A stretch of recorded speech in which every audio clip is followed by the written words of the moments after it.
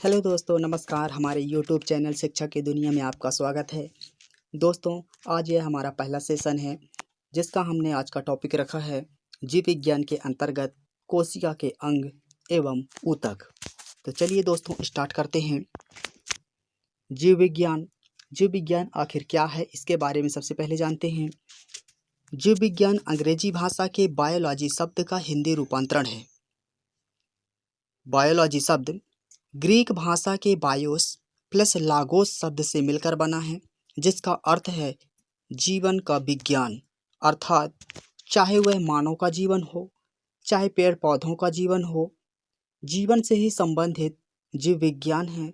अर्थात जीवन के बारे में ही अध्ययन किया जाता है। जीव विज्ञान का सर्वप्रथम वैज्ञानिक अध्ययन अरस्तु जी ने किया है। जीव विज्ञान का सर्वप्रथम जो वैज्ञानिक अध्ययन किया है वह अरस्तु जी ने किया है, इसे याद रखिएगा। चलिए आगे जानते हैं। अरस्तु ने अपनी पुस्तक हिस्टोरिका में 500 प्रकार के जंतु व वनस्पतियों का उल्लेख किया है। अरस्तु जी की एक पुस्तक है जिसका नाम है हिस्टोरिका। मोस्ट आईएमपी है, इसे याद रखिएगा। 500 प्रकार के जंतुओं यानी जीव जंतुओं एवं वनस्पतियों का उल्लेख किया है। अरस्तु को जीव विज्ञान का जनक कहा जाता है। कई बार एग्जाम में पूछा जा चुका है कि जीव विज्ञान का जनक किसे कहा जाता है, तो जीव विज्ञान का जनक अरस्तु को कहा जाता है।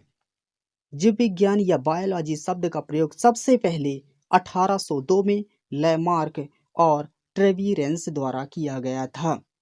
ये भी मोस्ट आईएमपी है। जीव विज्ञान, जिसे अंग्रेजी में बायोलॉजी कहें, इसका प्रयोग सबसे पहले 1802 में लैमार्क और ट्रेवीरेंस के द्वारा किया गया है। अरस्तु ने जीव विज्ञान को दो भागों में बांटा है। पहला होता है वनस्पति विज्ञान और दूसरा होता है जंतु विज्ञान। वनस्पति मतलब पेड़ पौधों का अध्ययन करना, जंतु विज्ञान मतलब जीव जंतुओं का अध्ययन करना।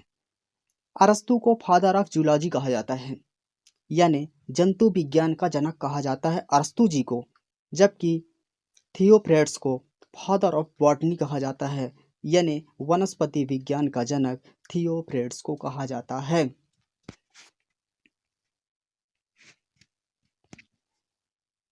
अब आगे पढ़ते हैं कोशिका के बारे में। आखिर कोशिका क्या है, कोशिका के अंग पढ़ेंगे। कोशिका जीवन की सबसे छोटी इकाई है। कहने का मतलब ये है कि जो मानव का शरीर है, अन्य जीव जंतुओं का शरीर है, या कहीं पेड़ पौधे हैं, इन सब में कोशिका पाई जाती है। और कोशिका जो पाई जाती है वह जीवन की सबसे छोटी इकाई है। कोशिका का अध्ययन करना साइटोलॉजी कहलाता है।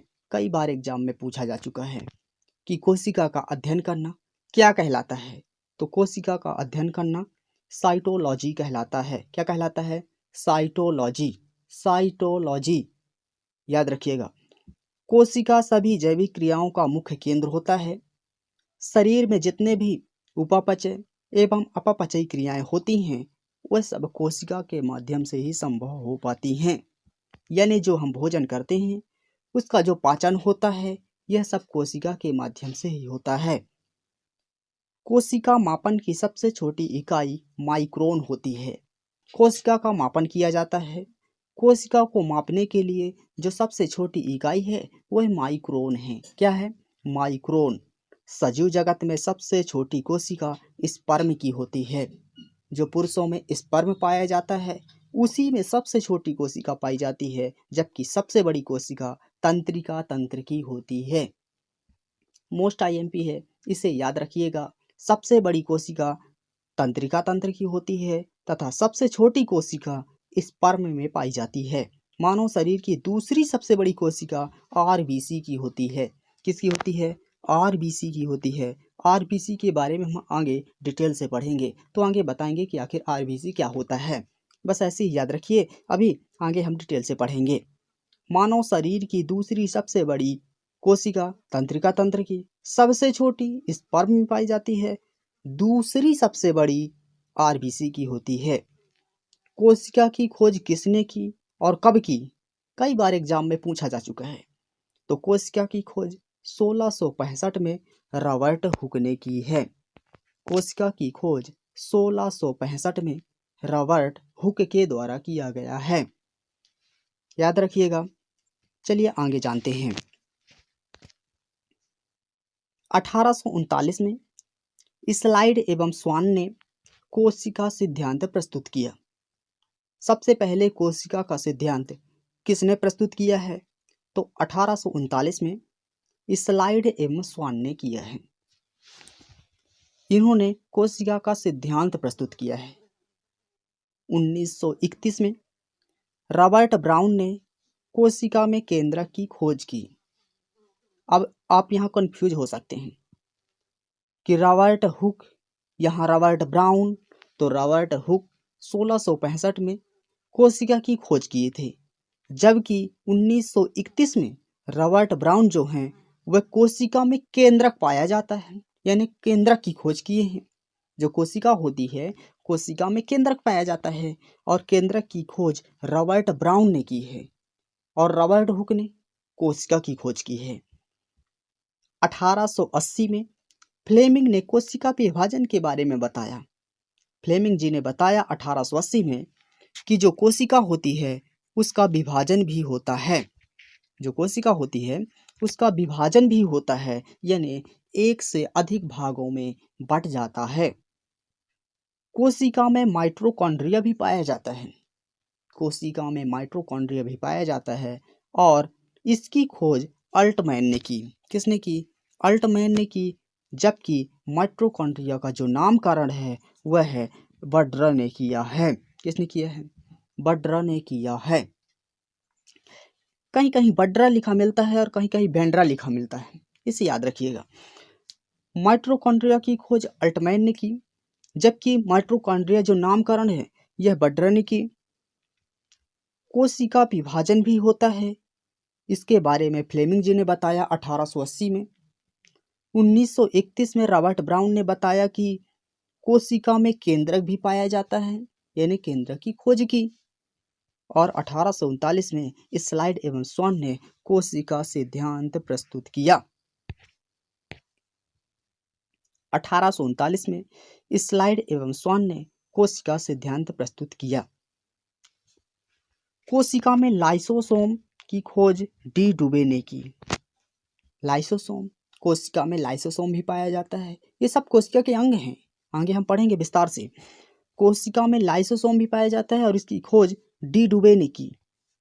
1953-54 में कोशिका में डीएनए की खोज वाटसन एवं क्रिक ने की।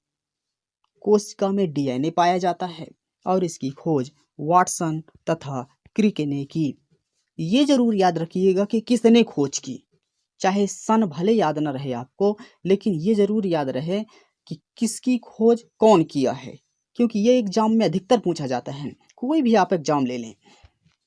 1968 में भारतीय मूल के वैज्ञानिक हरगोविंद खुराना ने कोशिका में जेनेटिक कोड की खोज की। जो कोशिका होती है उसमें जेनेटिक कोड पाया जाता है और उसकी खोज हमारे भारतीय मूल के वैज्ञानिक हरगोविंद खुराना जी ने 1968 में इसकी खोज की कि कोशिका में जेनेटिक कोड पाया जाता है।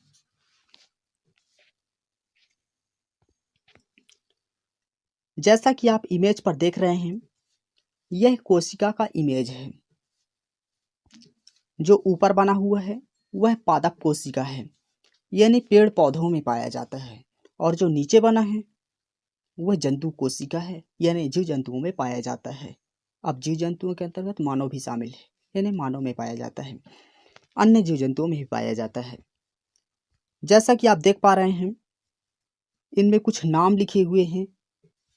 ये सभी कोशिका के अंग हैं, जैसा कि रिक्तिका, केंद्रक, साइटोप्लाज्मा, राइबोसोम, माइटोकॉन्ड्रिया, कोशिका झिल्ली, गोल्गी काय, कोशिका भित्ति आदि चीजें हैं, जिसके बारे में हम आगे विस्तार से पढ़ेंगे। आखिर ये क्या होती हैं, इनके क्या काम होते हैं, ये कैसे कार्य करती हैं।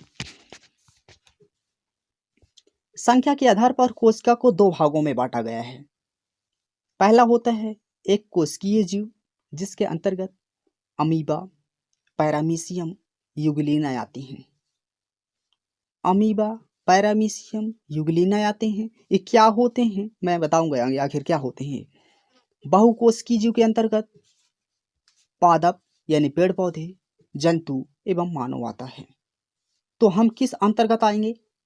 बहुकोशिकीय जीव के अंतर्गत आएंगे, चूंकि मानव को बहुकोशिकीय जीव के अंतर्गत रखा गया है, जिसमें मानव शामिल है, अन्य जीव जंतु भी शामिल हैं एवं पादप भी शामिल है। पादप मतलब पेड़ पौधे।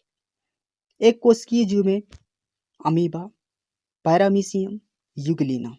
यह एक बार एग्जाम में पूछा जा चुका है कि एक कोशिकीय जीव के अंतर्गत आते हैं। रचना के आधार पर कोशिकाओं को दो भागों में बांटा गया है। अभी आपने पढ़ा संख्या के आधार पर भी कोशिका को दो भागों में बांटा जाता है, और आप पढ़ रहे हैं कि रचना के आधार पर भी कोशिका को दो भागों में बांटा गया है। पहला होता है प्रोकैरियोटिक कोशिका, दूसरा होता है यूकैरियोटिक कोशिका।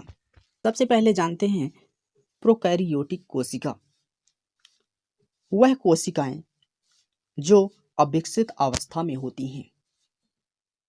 इन कोशिका में केंद्रक उपस्थित नहीं होता है। कैसी होती हैं? विकसित अवस्था में नहीं होती हैं, पहला पॉइंट। दूसरा, केंद्रक नहीं पाया जाता है। इन कोशिकाओं में माइटोकॉन्ड्रिया, लाइसोसोम, सेंट्रोसोम, लवक आदि भी उपस्थित नहीं होते हैं। सभी जीवाणु, विषाणु, नीलहरित शैवाल में प्रोकैरियोटिक कोशिका में पाए जाते हैं। यानी प्रोकैरियोटिक कोशिका में जीवाणु पाए जाते हैं, विषाणु पाए जाते हैं, नीलहरित शैवाल पाए जाते हैं, जबकि माइटोकॉन्ड्रिया, लाइसोसोम, सेंट्रोसोम, लवक आदि नहीं पाए जाते हैं। केंद्रक भी नहीं पाया जाता है और ये विकसित अवस्था में नहीं होते हैं। इसके अंतर्गत वह पदार्थ पाया जाता है, जैसा कि आप किसी ठहरे हुए पानी में आप देखे होंगे, जो हरे हरे कलर की पानी के ऊपर छा जाती है, जिसे आप सामान्य भाषा में काई बोलते हैं। ये वही चीज है। प्रोकैरियोटिक कोशिका के अंतर्गत यही चीज पाई जाती है। यूकैरियोटिक कोशिकाएं, ये कोशिकाएं जो प्रोकैरियोटिक कोशिकाएं होती हैं उससे जस्ट अपोजिट होती हैं, जिससे आप समझ पा रहे होंगे कि वो विकसित अवस्था में नहीं थी, परंतु यूकैरियोटिक कोशिकाएं जो होती हैं विकसित अवस्था में होती हैं। इसमें केंद्रक पाया जाता है, माइटोकॉन्ड्रिया, लाइसोसोम, सेंट्रोसोम, लवक आदि भी पाए जाते हैं। सभी जंतु, पादप यूकैरियोटिक कोशिका के अंतर्गत आते हैं।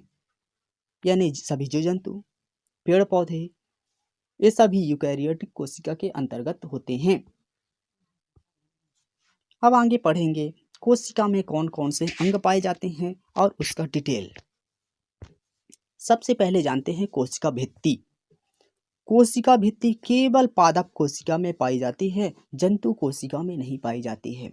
कोशिका भित्ति नाम से ही आप पकड़ पा रहे होंगे। भित्ति, भित्ति मतलब दीवार, ऐसी दीवार जिसको खड़ा कर दें, अंदर का जो पदार्थ होगा उसे नष्ट ना किया जा सके, उसे किसी प्रकार का नुकसान ना पहुंचाया जा सके, वह दीवार। तो यह दीवार किस में पाई जाएगी? ये पेड़ पौधों में ही पाई जाएगी।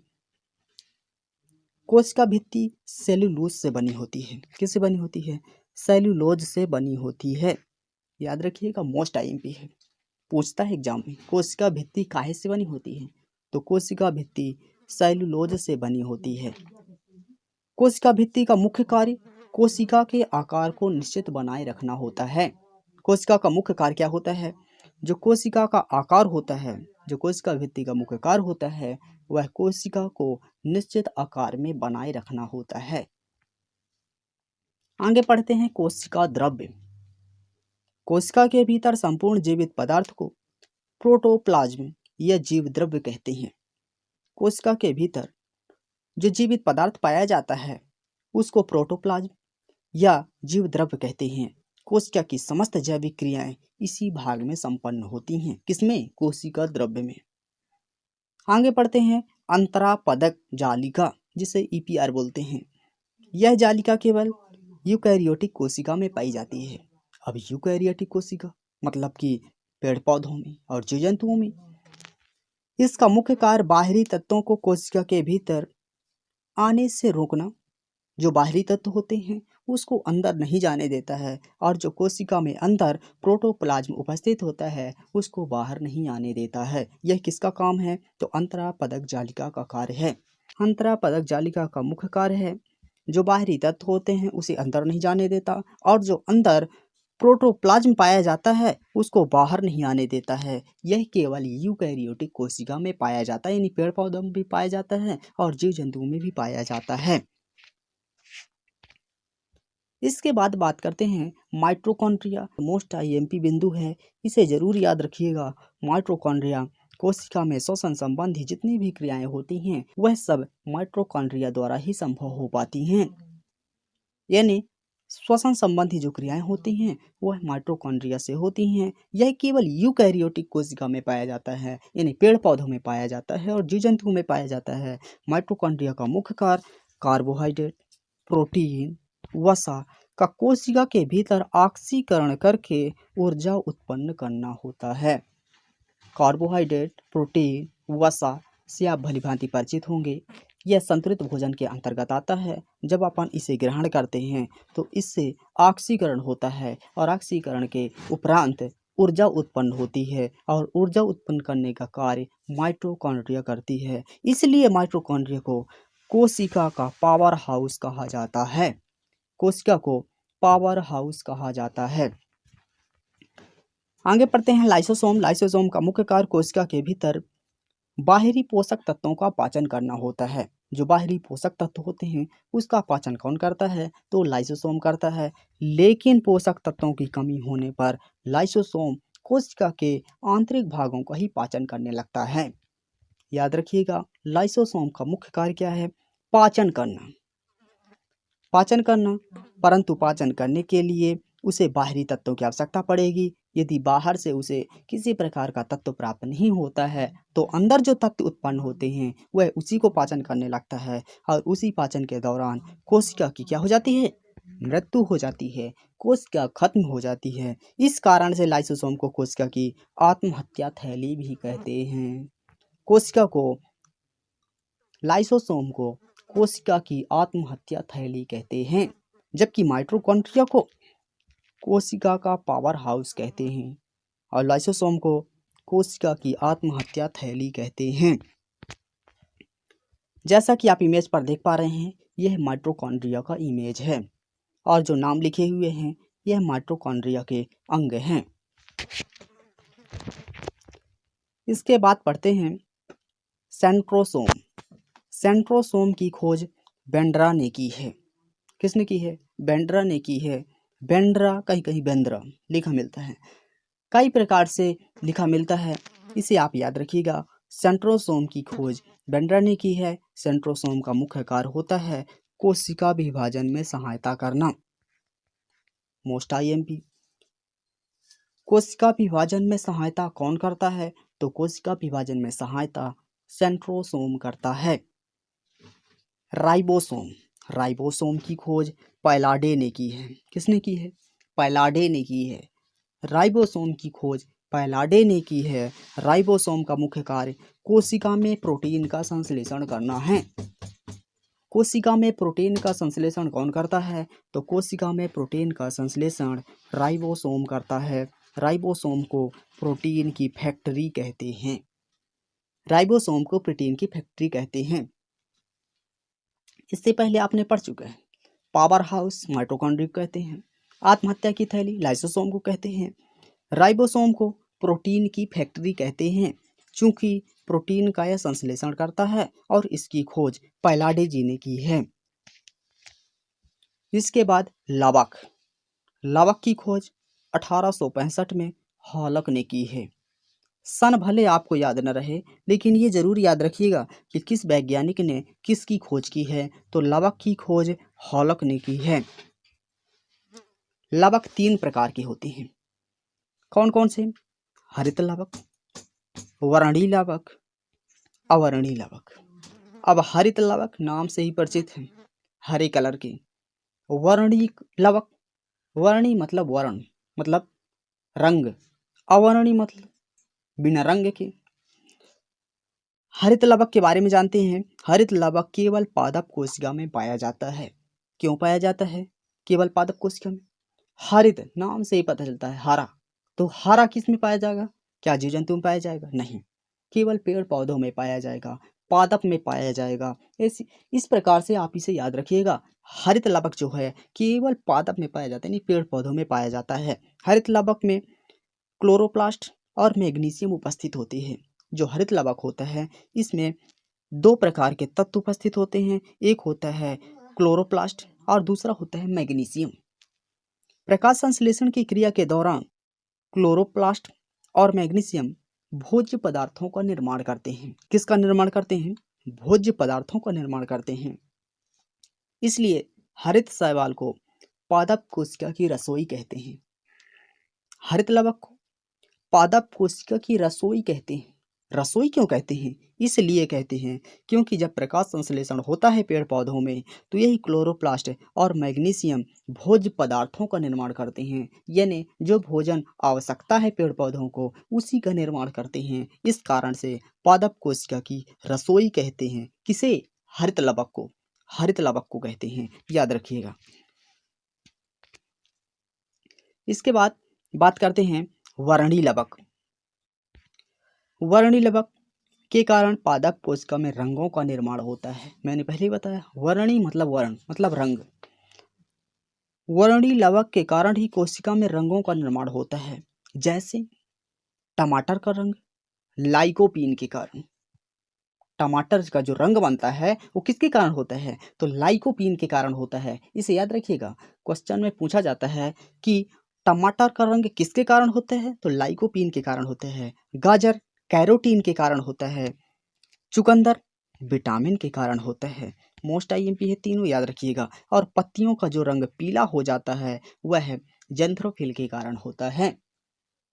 जो पत्तियां पीली पड़ जाती हैं वह किसके कारण होता है? तो वह जेंथ्रोफिल के कारण होता है।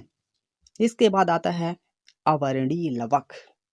अवर्णीय लवक पौधों की जड़ों और तनों में पाया जाता है।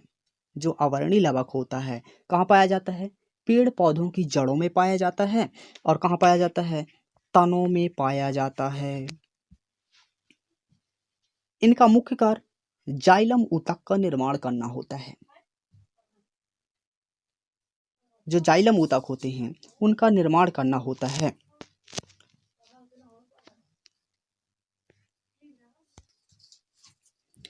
अवर्णीय लवक पौधों की जड़ों और तनों में पाया जाता है। इनका मुख्य कार्य जाइलम ऊतक का निर्माण करना होता है। जो जाइलम ऊतक होते हैं उनका निर्माण करते हैं। कौन करते हैं जाइलम ऊतक का निर्माण? कौन करते हैं जाइलम ऊतक का निर्माण? तो अवर्णीय लवक करते हैं। अच्छा, अवर्णीय लवक पाए कहाँ जाते हैं? तो ये पेड़ पौधों की जड़ों में पाए जाते हैं और तनों में पाए जाते हैं। अब आगे पढ़ते हैं केंद्रक के बारे में। केंद्रक के बारे में जानते हैं। केंद्रक कोशिका का मुख्य प्रबंधन केंद्र होता है। कोशिका की समस्त जैविक क्रियाओं का संचालन केंद्र का केंद्रक होता है। केंद्रक में भी क्रोमोसोम, डीएनए, आरएनए एवं जेनेटिक कोड आदि उपस्थित होते हैं। केंद्रक में कौन कौन उपस्थित होते हैं? Chromosome, gene, DNA, RNA, genetic code पाए जाते हैं। क्रोमोसोम केंद्रक में उपस्थित एक धागा नुमा संरचना होती है। जो क्रोमोसोम होते हैं जिसे हिंदी में गुणसूत्र कहते हैं। गुणसूत्र में धागा नुमा संरचना होती है। मानव में 23 जोड़ी के रूप में क्रोमोसोम उपस्थित होते हैं। 23 जोड़ी यानी 46 यानी 46 क्रोमोसोम पाए जाते हैं मानव में। क्रोमोसोम दो प्रकार के होते हैं। पहला होता है एक्स क्रोमोसोम, दूसरा होता है वाई क्रोमोसोम। क्रोमोसोम यानी पुरुष में और महिलाओं में क्रोमोसोम उपस्थित होते हैं जिसे गुणसूत्र कहते हैं। इन्हीं के मिलन से आगे संतति की उत्पत्ति होती है। यक्स के मिलने से जो संतति बनती है वह एक लड़की होती है तथा वाई के मिलन से जो संतति बनती है वह एक लड़का होता है। आगे पढ़ते हैं डीएनए जिसका फुल फॉर्म है deoxy ribo nucleic acid. DNA full form क्या होता है? डीऑक्सी राइबोन्यूक्लिक एसिड अर्थात डीएनए की खोज 1953-54 में वाटसन एवं क्रिक ने की थी। डीएनए की खोज किसने की है? तो वाटसन ने और क्रिक ने मिलकर के 1953-54 में की है। 1962 में इस खोज के लिए इन दोनों वैज्ञानिकों को नोबेल पुरस्कार से भी नवाजा गया है, यानी नोबेल पुरस्कार भी इन्हें मिला है। किनको? वाटसन और क्रिक को। वाटसन और क्रिक को नोबेल पुरस्कार भी मिला है। क्यों मिला है भाई? डीएनए की खोज किए थे 1953-54 में। वाटसन और क्रिक ने डीएनए का डबल हेलिक्स मॉडल भी प्रस्तुत किया है। जैसे कि आप इमेज पर देख रहे हैं, यही है डबल हेलिक्स मॉडल। यह किसने दिया है? तो वाटसन और क्रिक ने दिया है। डीएनए में 4 नाइट्रोजन क्षार पाए जाते हैं। डीएनए में 4 नाइट्रोजन क्षार पाए जाते हैं। पहला होता है एडमिन, दूसरा होता है ग्वानिन, तीसरा होता है थाइमिन और चौथा होता है साइटोसिन। ये 4 नाइट्रोजन क्षार डीएनए में पाए जाते हैं। डीएनए का मुख्य कार्य आनुवंशिक लक्षणों को एक पीढ़ी से दूसरी पीढ़ी तक पहुंचाना होता है। जैसे कि मैंने पहले ही बताया, यह महिला और पुरुष के गुणसूत्र होते हैं, डीएनए के अंतर्गत आते हैं। ये आगे के लिए जो आगे संतति बनती है, वे आने वाली संतति को लक्षण प्रदान करते हैं। डीएनए किसी भी जीव का एक डिजिटल प्रोफाइल होता है जो सभी जीवों को आनुवंशिक रूप से अलग करता है।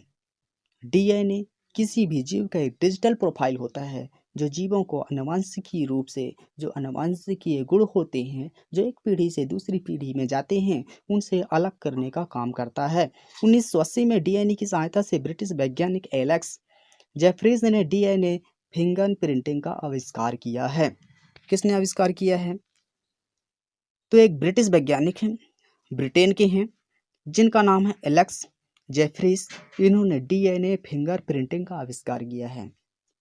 एग्जाम में आ सकता है कि डीएनए फिंगर प्रिंटिंग का आविष्कार किसने किया है? तो यह किया है एलेक्स जेफरीज ने। किसने किया है? एलेक्स जेफरीज ने किया है। यह ब्रिटेन के हैं। यह कहाँ के हैं? तो यह ब्रिटेन के हैं।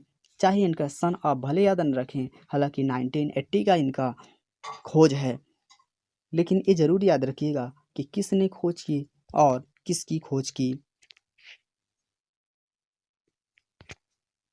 वर्तमान में बायोटेक्नोलॉजी, क्लोनिंग, जीएम फसल डीएनए के सिद्धांत पर ही विकसित किए जा रहे हैं। ये भी वैज्ञानिक खोजें हैं जो बायोटेक्नोलॉजी, क्लोनिंग, जीएम फसल डीएनए के सिद्धांत पर ही विकसित किए जा रहे हैं। डीएनए की एक कुंडली की लंबाई 34 एंगस्ट्रॉम होती है। डीएनए की जो कुंडली होती है उसकी जो लंबाई होती है 34 एंगस्ट्रॉम होती है। इसे याद रखिएगा। डीएनए की कुंडली की लंबाई कितनी होती है? तो डीएनए की कुंडली की जो लंबाई होती है वह 34 एंगस्ट्रॉम होती है, जबकि इसके बीच की दूरी 10 एंगस्ट्रॉम होती है। जो डीएनए की कुंडली होती है, डीएनए की जो कुंडली होती है, इसके बीच की दूरी 10 एंगस्ट्रॉम की होती है। इसकी जो लंबाई होती है वह 34 एंगस्ट्रॉम की होती है। आरएनए के बारे में जानते हैं तो आरएनए का फुल फॉर्म होता है राइबोन्यूक्लिक एसिड होता है। इसका मुख्य कार्य प्रोटीन का संश्लेषण करना होता है। आरएनए का मुख्य कार्य क्या होता है? प्रोटीन का संश्लेषण करना होता है। फुल फॉर्म जरूर याद रखिएगा, राइबोन्यूक्लिक एसिड। आरएनए की खोज वाटसन और आर्थर वर्ग ने की है। आरएनए की खोज किसने की है? तो वाटसन ने की है और आर्थर वर्ग ने की है। इसे याद रखिएगा।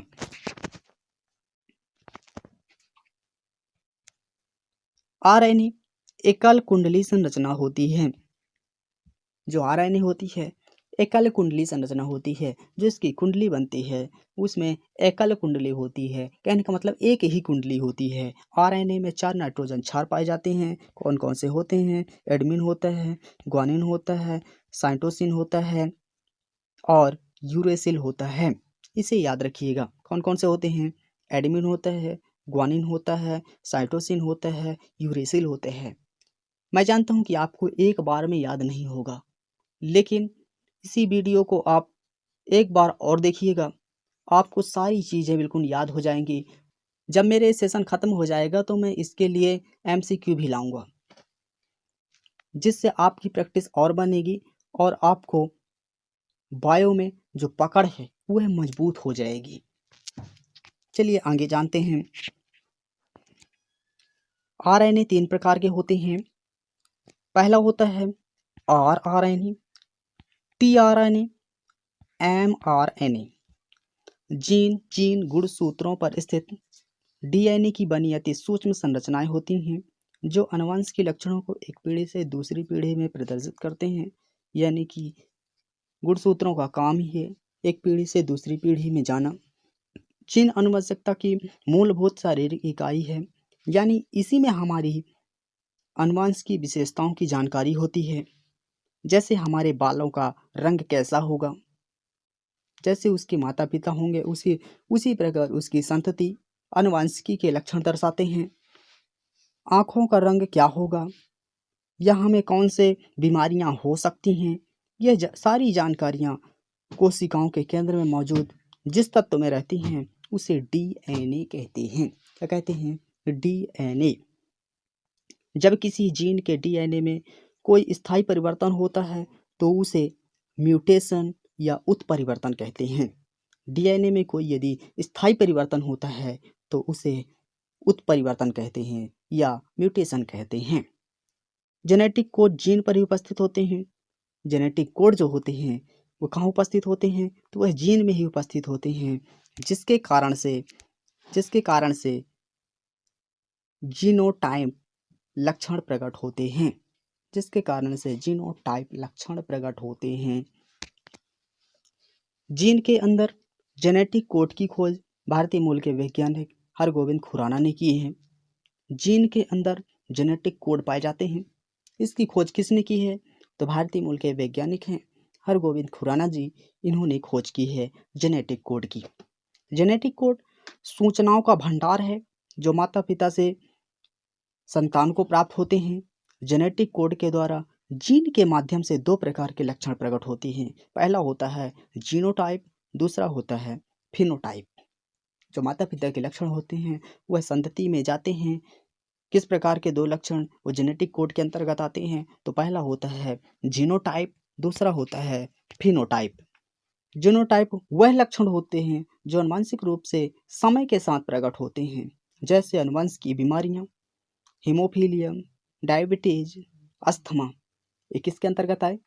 जीनोटाइप के अंतर्गत। जबकि फिनोटाइप के अंतर्गत क्या होता है? बाह्य रूप में प्रकट होते हैं, जैसे आँखों का रंग, त्वचा का रंग, चेहरे की बनावट, बालों का रंग। तो बाहरी रूप में प्रकट होने वाले क्या हैं? फिनोटाइप। ऐसे याद रखिएगा, जो फी से शुरू होता है वो बाहरी रूप से, और जो आंतरिक रूप से जैसे कि कोई बड़ी बीमारी, डायबिटीज, अस्थमा, हीमोफीलिया, ये सब जीनोटाइप के अंतर्गत आएंगे। अब आगे पढ़ते हैं ऊतक के बारे में। कोशिका के समूह को ऊतक कहते हैं। जब बहुत सारी कोशिकाएं मिल जाती हैं तब वह ऊतक का रूप धारण कर लेती हैं, उसे अपन ऊतक कहते हैं। जिन कोशिकाओं से ऊतक की उत्पत्ति होती है उन सभी कोशिकाओं के कार्य समान होते हैं। याद रखिएगा, मोस्ट IMP बिंदु है। जिन कोशिकाओं से ऊतक की उत्पत्ति होती है उन सभी कोशिकाओं के कार्य समान होते हैं। ऊतकों के अध्ययन को हिस्टोलॉजी कहलाता है। क्या कहलाता है? हिस्टोलॉजी कहलाता है। ऊतकों का अध्ययन हिस्टोलॉजी कहलाता है। ऊतकों का मुख्य कार्य पादप व जीवों के विशेष अंगों का निर्माण करना। ऊतकों का मुख्य कार्य क्या है? पादप यानी पेड़ पौधों, जीवों के विशेष अंगों का निर्माण करना और उनके कार्यों का संचालन करना। जो उनके कार्य होते हैं उनका संचालन करते हैं, अंगों का निर्माण करते हैं। कौन? ऊतक। टिश्यू। ऊतक 2 प्रकार के होते हैं।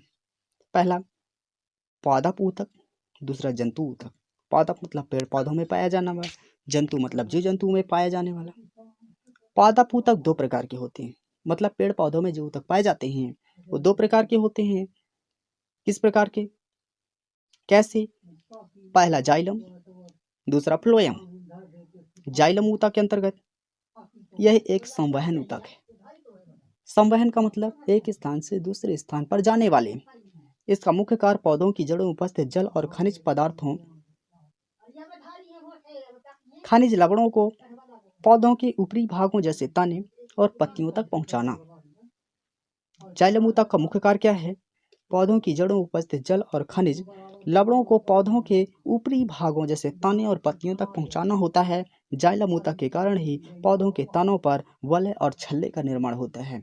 आप देखे होंगे जब पेड़ को काट दिया जाता है बीच से, तो उसके तने के अंदर वाले भाग में आप देख रहे होंगे कि वलय पाए जाते हैं, गोले पाए जाते हैं छल्ले के आकार के। वह सब किसके कारण है? ये जाइलम ऊतक के कारण होते हैं। इन वलयों और छल्लों को गिन करके पौधों की जो आयु होती है उसकी गणना की जाती है। उन छल्लों को गिना जाता है कि कितने ज़्यादा हैं, जब उतने ज़्यादा पौधों की अधिक उम्र होगी। तो उम्र की गणना उन्हीं के द्वारा की जाती है, जिसे डेंड्रोक्रोनोलॉजी कहा जाता है। क्या कहा जाता है? डेंड्रोक्रोनोलॉजी कहा जाता है। इन वलयों और छल्लों को गिन करके पौधों की आयु की गणना की जाती है, जिसे डेंड्रोक्रोनोलॉजी कहा जाता है। फ्लोएम ऊतक, दूसरा फ्लोएम ऊतक है। पौधों की शाखाओं और पत्तियों में उपस्थित होते हैं। ये कहाँ उपस्थित होते हैं? ये पौधों की शाखाओं में होते हैं, डालियों में, और पत्तियों में उपस्थित रहते हैं। फ्लोएम ऊतक का मुख्य कार्य पत्तियों द्वारा प्रकाश संश्लेषण की क्रिया से निर्मित भोज्य पदार्थों को तनों और जड़ों तक पहुंचाना होता है। जस्ट अपोजिट वाला सिस्टम हो गया है ना। पहला वाला जो ऊतक था वह नीचे से ऊपर की ओर, और ये वाला जो ऊतक है फ्लोएम ऊतक, यह ऊपर से नीचे की ओर, यानी प्रकाश संश्लेषण की क्रिया के दौरान जो भोज्य पदार्थ बनता है उसे तनों और जड़ों तक पहुंचाना होता है इसका कार्य। इसके बाद पढ़ते हैं जंतु ऊतक, मतलब जो जीव जंतु में पाया जाता है। जंतु ऊतक 4 प्रकार के होते हैं: उपकला ऊतक, संयोजी ऊतक, पेशीय ऊतक, तंत्रिका ऊतक। सबसे पहले पढ़ते हैं उपकला ऊतक। शरीर की बाहरी संरचना और शरीर के अंगों की बाहरी सतह उपकला ऊतक से निर्मित होती है। जो शरीर की बाहरी संरचना होती है, जो शरीर के अंग होते हैं, ये सारी चीज़ें उपकला ऊतक से ही निर्मित होती हैं। इनका मुख्य कार्य शरीर के अंगों की बाहरी आघातों से रक्षा करना। शरीर के जो अंग होते हैं उनके बाहरी आघातों से रक्षा करता है। ये बाहरी आघातों से रक्षा करने का कार्य कौन सा ऊतक करता है? तो यह उपकला ऊतक करता है।